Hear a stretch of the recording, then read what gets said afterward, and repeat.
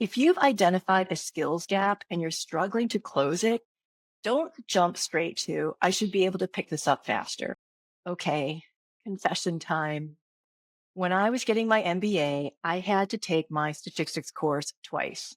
And it wasn't because I was bad at math. I'm actually quite good at it. The issue was the teaching method. It was lecture heavy, and that's not how I learn. It didn't matter how hard I worked or how tenacious I was, nothing would stick. And I really, really wanted my MBA because I believed that it mattered for being considered for leadership positions in corporate America.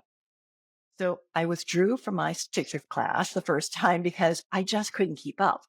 The second time, I hired a tutor to get me through it. What I realized with my tutor's help is that I don't learn well when I'm being lectured at. I need to read, write things down, and work through examples to make sense of them. So if you're struggling to close a skills gap like I did, I'm going to help you identify your learner type so you can stop feeling bad about yourself because you're not getting something. It's because it's the wrong method of how you're being taught. And this is going to change everything for you, and you're going to start to make tangible progress. Hi, I'm Laverne McKinnon, and welcome to the Moonshot community. If you're navigating high stakes change, a career transition, or leading a team through uncertainty, you're in the right place. I'm a speaker, a career strategist, and a grief coach. And I work with leaders, teams, and individuals to cut through the noise, regain traction, and make clear, aligned decisions spiritually, strategically, and tactically. Now, if what I'm talking about is useful, follow or subscribe because you'll get weekly insights on leadership, culture, and career transitions. A skills gap is not just logistical. It can get emotional fast. I mean, I know C suite leaders whose confidence has taken a hit because they couldn't learn new stuff quickly enough. So, this is going to show up as second guessing, slow decision making, and playing small. When you're trying to learn something new and you're not getting it, it can feel like proof that you're behind or you're about to be found out or you're just not cut out for the next level. That proof is flimsy without a lot of evidence. A better explanation is often true. You are using the wrong training format for how your brain learns. Now, there are four different learner types.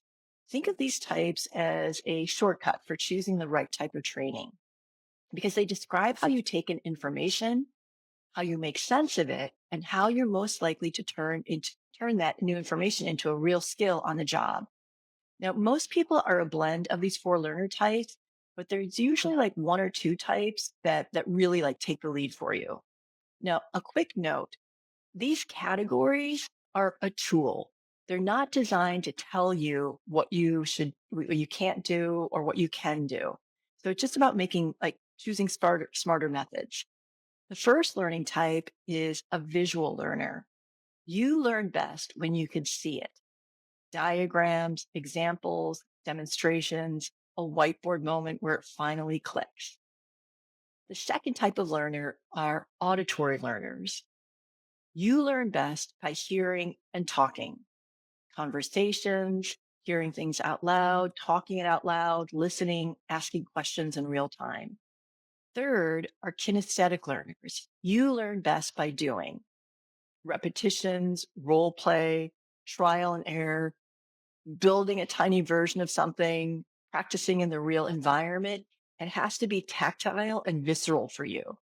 And then the fourth category, reading and writing learners.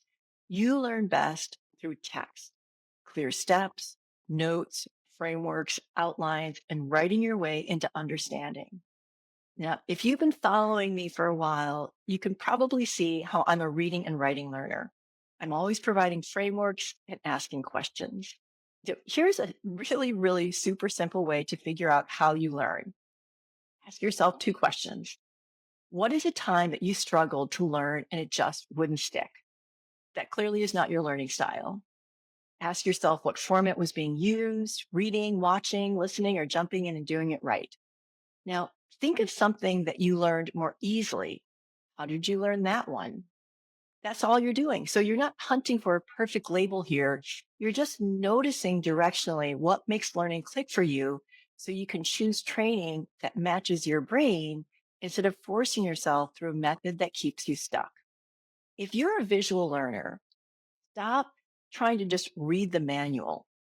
Find a short demo, a template, or a marked up example. If you're an auditory learner, do not learn alone in silence. Find a live session, a study buddy, or record yourself explaining it and then listen back. If you're a kinesthetic learner, if you're a kinesthetic learner, stop collecting information and start collecting reps. Practice first, study second. Use simulations, mock runs, and real world tasks. If you're a reading and writing learner, give yourself clear instructions and time to synthesize. Take notes, create a checklist, and write a one-page summary in your own words. Here's an example. When my youngest daughter was learning her times tables, we would drill them in the car. And she hated it and she never got them right. It was so painful for her, but she would keep doing them because she wanted to try to make me happy.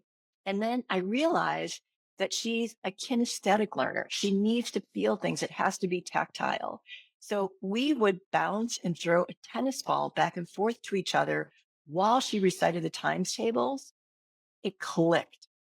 For me, as a reading and writing learner, I was finally able to complete my statistics course because I was creating lists and writing down where I was confused and what made sense. Now, I don't remember what I got. I think I was a C minus, but I passed the course. Bottom line, if you've identified a skills gap and you're struggling to close it, don't jump straight to, I should be able to pick this up faster. Start by checking the training method and whether or not it matches how you learn. When you learn in a way that matches how you learn best, effort turns into skill and skill turns into momentum. So sometimes the breakthrough, it's not more effort, it's a different approach. I hope this was helpful to you today. I know that learning how I learned, it just made the hugest difference. The efficiency of it. All right. Before you go, if you want more support as you navigate career change, an invitation to join my paid membership community. It's called Solid Ground, and it's for those times when your career gets wobbly. I'm going to help you back to solid ground. You get monthly career grief lessons. You also get worksheets, live coaching, journal prompts, and guided meditations so that you can return to yourself, find your lane, regain traction, and also like reconnect with your values, confidence, and purpose. You can sign up at moonshotmentor.substack.com. And to be completely transparent, the monthly membership fee is $5 or $50 a year. I want this work to be accessible to everyone. A very big thank you to Amanda Kenny for all of the social media expertise and editing, and to Laura Deacon, who is the operations queen for the Moonshot Mentor community. Thank you so very much for joining me here today. And until I see you next time, keep going after your moonshot.